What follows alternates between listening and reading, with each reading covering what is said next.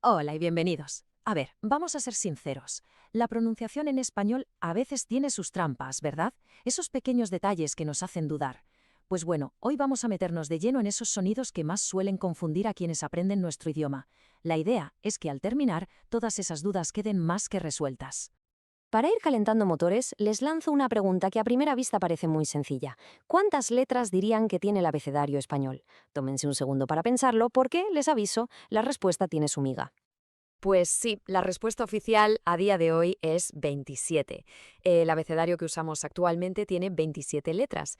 Esa letra además que nos diferencia del abecedario inglés, por ejemplo, es nuestra famosísima y querida ñ. Pero ojo, aquí es donde empieza lo interesante. No siempre fueron 27. Hubo una época, no hace tanto, en la que nuestro abecedario era un poquito más grande. Y esto es una prueba genial de que los idiomas no son algo fijo, grabado en piedra. Al contrario, están vivos, respiran y cambian con el tiempo. Vale, pues esta es la hoja de ruta que vamos a seguir para desenredar todo este lío. Empezaremos viendo por qué el abecedario ha cambiado. Después nos meteremos de cabeza en el gran debate de la B y la V. Seguiremos desenredando el misterio de la Y y la Y. Luego, un punto clave, cómo dominar la R vibrante. Veremos también cómo un mismo idioma puede tener tantos sonidos diferentes. Y para terminar, lo dejaremos todo bien atado con las conclusiones clave. Venga, pues empezamos por el principio de todo, el propio abecedario. El simple hecho de que haya cambiado de tamaño nos dice mucho. Nos obliga a cuestionar lo que damos por sentado, porque las reglas de un idioma no son leyes inmutables, son más bien acuerdos, convenciones que una comunidad de hablantes va adaptando a sus necesidades a lo largo del tiempo. Esta cronología es fascinante porque nos cuenta una historia de adaptación muy práctica. Imagínense, hasta el año 1994, si alguien quería buscar la palabra chaleco en un diccionario, no podía ir a la letra C, no, tenía que buscar una sección completamente independiente para la letra Ch, que venía justo después de la C. Y lo mismo pasaba con la chocolate o con chico, y con la LL era igual. Palabras como lluvia o calle estaban en su propia sección, después de la L. Eran letras con todas las de la ley. Pero en 1994, la Real Academia Española tomó una decisión importante. Eliminó la ch y la ll como letras independientes del abecedario. ¿Y por qué? Bueno, pues el motivo principal fue la modernidad. Se buscaba simplificar el idioma y hacerlo más universal, más compatible con el mundo digital que estaban haciendo. Piénsenlo, para los teclados de los ordenadores, para los sistemas de ordenación alfabética en informática, tener letras compuestas por dos caracteres era un verdadero lío. Así que se decidió que pasarían a ser dígrafos, es decir, combinaciones de dos letras que representan un solo sonido, pero no letras en sí mismas. Un ejemplo perfecto de cómo la tecnología puede llegar a moldear la estructura misma de un idioma. Y ahora, vamos al lío. Nos metemos con uno de los mayores, sino el mayor punto de confusión para cualquiera que esté aprendiendo español. Un debate que ha generado ríos de tinta y muchísimas dudas. La supuesta diferencia entre la B y la V. Fíjense en estas dos palabras que tenemos en pantalla. Por un lado, vaca, el animal que da leche. Por otro, vaca, ese accesorio que se pone en el techo del coche para llevar equipaje. Se escriben de forma diferente, una con V y otra con B, y sus significados obviamente no tienen nada que ver. Pero la pregunta del millón, la que nos interesa aquí es, ¿suenan diferente cuando las decimos? Esta pregunta, sacada de un foro de Internet de un usuario de Reddit, resume a la perfección la confusión tan extendida que existe. Vaso para beber y vaso del verbo vasar. Es una duda increíblemente común. Nuestra intuición, sobre todo si nuestra lengua materna es el inglés u otra que sí distingue estos sonidos, nos dice que tiene que haber una diferencia. Si se escriben diferente, deberían sonar diferente, ¿no? Pero, ¿es así en el español que se habla en la calle? Pues la respuesta, y esto suele dejar a mucha gente con la boca abierta, es un sí rotundo. Para la inmensa mayoría de los casi 600 millones de hispanohablantes del mundo, estas dos palabras se pronuncian exactamente igual. En el español estándar, ya sea de España o de América Latina, no existe ninguna diferencia fonética entre el sonido de la B y el de la V. Es un único sonido bilabial. Si alguna vez oyen a alguien forzando una diferencia, haciendo la V más labiodental como en inglés, probablemente sea por dos motivos, o bien por la influencia de otro idioma o por algo que los lingüistas llaman hipercorrección. Esto es cuando alguien, en un intento de hablar demasiado bien, aplica una regla que en realidad no existe en el habla natural y el resultado puede sonar un poco artificial. Y que nadie piense que esto es algo moderno, para nada. Esta fusión de sonidos tiene una historia larguísima. Ocurrió hace siglos y siglos en la península ibérica, a medida que el latín evolucionaba. Y tenemos una prueba buenísima de ello. Hay un antiguo chiste romano, una frase que se decía sobre los habitantes de Hispania, que lo demuestra perfectamente. La frase era «Beati Hispani quibus vivere es vivere», es decir, felices los hispanos para quienes vivir es beber. El juego de palabras funciona porque ya en aquella época los romanos se daban cuenta de que los hispanos pronunciaban vivere, vivir, y vivere, beber, de una forma muy parecida, casi indistinguible. Así que, como ven, esta es una característica de nuestro idioma con más de 2000 años de antigüedad. Vale, si lo de la B y la V les ha parecido curioso, esperen a ver lo que pasa con el siguiente par. Seguimos con letras que nos causan unos cuantos quebraderos de cabeza y que son una fuente inagotable de homófonos, es decir, de palabras que suenan igual pero significan cosas distintas.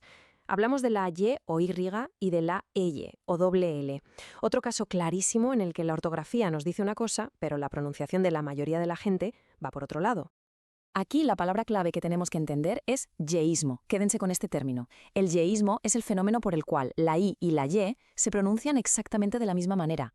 Y esto no es una excepción ni un error, es la norma. Es la forma de hablar de la grandísima mayoría de los hispanohablantes, tanto en casi toda América Latina como en la mayor parte de España, sobre todo entre la gente joven.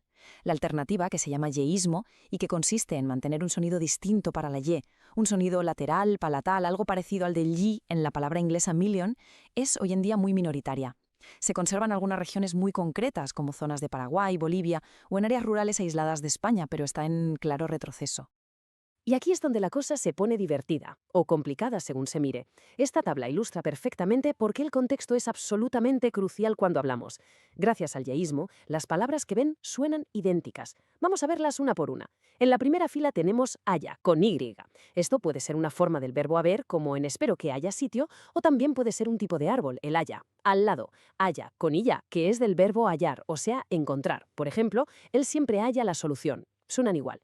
En la segunda fila, vaya con Y del verbo ir. Espero que te vaya bien. Y al lado, vaya con ella, que es una cerca, un cercado. Saltó la valla del jardín. Suenan exactamente igual. Y en la tercera, callado con I, que es el bastón curvado que usan los pastores, y callado con ella, que significa silencioso. Como pueden ver, si oímos estas palabras sueltas sin una frase que las rodee, es imposible saber a cuál nos referimos solo por el sonido.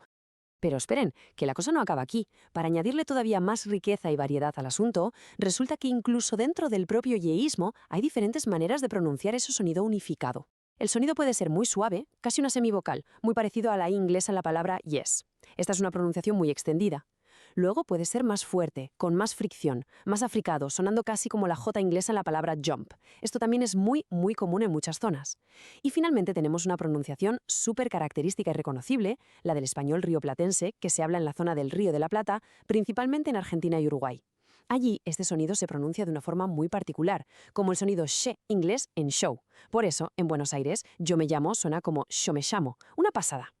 Llegamos ahora al Monte Everest de la pronunciación española, al sonido que más intimida y frustra a quienes están aprendiendo, la R vibrante múltiple, la de perro o carro. Pero quiero proponerles que le quitemos un poco de drama. No lo vean como un don genético con el que se nace o no. Véanlo como lo que es, una habilidad física, como aprender a silbar o hacer un guiño. Se puede entrenar y se puede aprender. Es absolutamente fundamental que desmontemos este mito de una vez por todas. Muchísima gente se rinde antes de empezar porque cree firmemente que no puede hacer este sonido, que su boca no está hecha para ello o que es algo genético.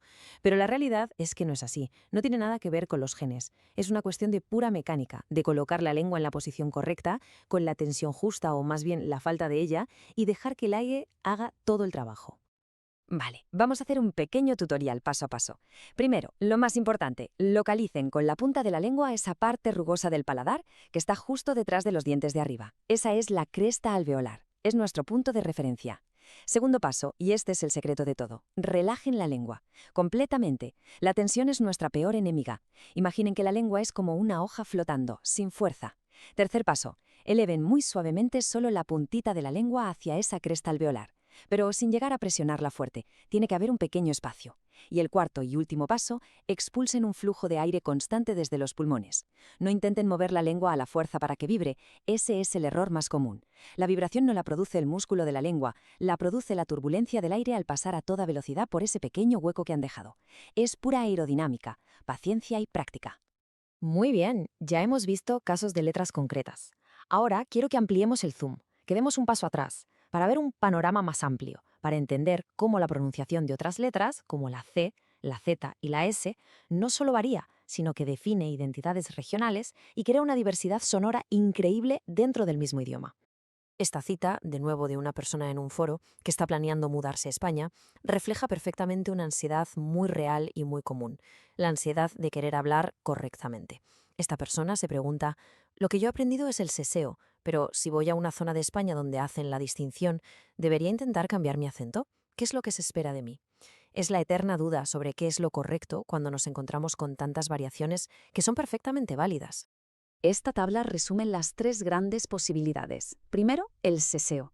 Aquí la Z y la C, antes de E o I, se pronuncian exactamente igual que la S. Por lo tanto, caza y casa suenan idénticas. Esta es la pronunciación mayoritaria en el mundo hispanohablante, casi toda América Latina, las Islas Canarias y buena parte de Andalucía. Segundo, la distinción. Aquí sí hay diferencia. La S suena como S, pero la Z y la C tienen un sonido interdental muy parecido al de la TH en la palabra inglesa think. Así, caza y casa suenan diferente. Esta es la norma en la mayor parte del norte y centro de España.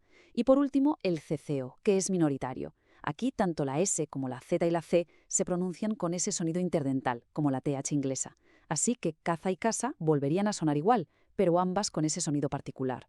Se da en algunas zonas del sur de Andalucía. Y aquí llega el punto más importante de todos. Ninguna de estas tres formas es incorrecta. Ninguna es mejor o peor que las otras. Son simplemente variaciones dialectales, todas ellas perfectamente válidas y correctas dentro del idioma español. Muy bien. Después de este viaje por algunos de los rincones más complejos y fascinantes de la pronunciación del español, vamos a poner un poco de orden, a sintetizar las ideas principales para pasar definitivamente de la confusión a la claridad. Entonces, ¿con qué nos tenemos que quedar? Pues con estas realidades. Primero, la B y la V se pronuncian exactamente igual en el español estándar moderno. Segundo, la Y y la LL también suenan igual para la inmensa mayoría de los hablantes, un fenómeno que, como hemos visto, se llama yeísmo. Tercero, la famosa R vibrante. No es un don, es una habilidad física que con paciencia se puede aprender. Y cuarto, y quizás lo más liberador de todo, los acentos regionales como el seseo o la distinción no son errores, son todos formas de español correcto. La conclusión final es que entender y aceptar esta variación es una de las claves para alcanzar la verdadera fluidez y para poder apreciar toda la riqueza que tiene nuestro idioma. Y me gustaría terminar con una reflexión final para que le den una vuelta. Hemos visto que la pronunciación cambia, que evoluciona con la historia, como ocurrió con la B y la V hace ya 2 milenios. Y eso nos lleva a una pregunta fascinante.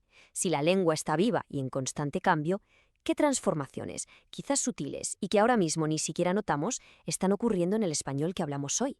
Si pudiéramos viajar en el tiempo y escuchar el español del futuro, el de dentro de 500 años, ¿qué sonidos que hoy damos por sentados habrían cambiado o desaparecido? Ahí lo dejo, porque nosotros somos, al mismo tiempo, testigos y protagonistas de esa increíble evolución. You are doing great. Don't stop. Subscribe and watch the next video.